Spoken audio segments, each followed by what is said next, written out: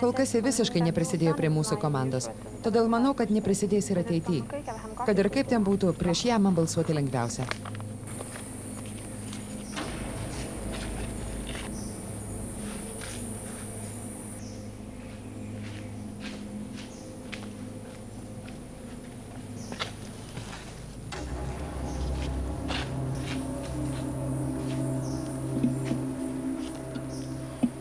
Pirmiausia, pažiūrėsim, prieš ką palikdamas salą balsavo Janusas.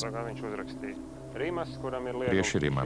Kadangi Rimas turi neliečiamybę, šis balsas nieko nereiškia. O dabar pažiūrėsim, kaip balsavo kiti.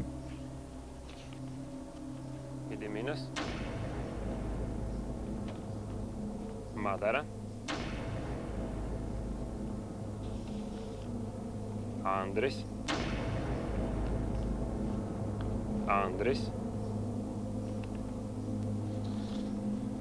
Madara.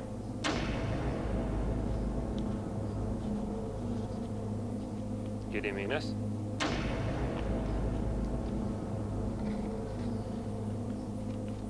Madara.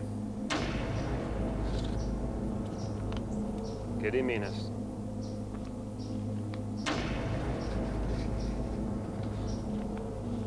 Madara.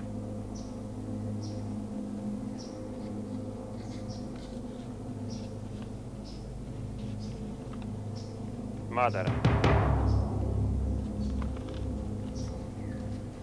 Nu, ko Madara? Kągi Madara? Išvažiuoti teks tau.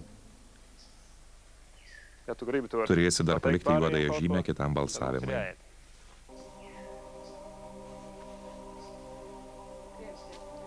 Tai mes jau eisim? Jei nori, gali ką nors pasakyti kitiems žaidimo dalyviams. Ačiū Jums. Man čia tikrai buvo smagu, bet labai pasiilgau namų. Ačiū, kad balsavot prieš mane. Labi, ejam. Ėmėm.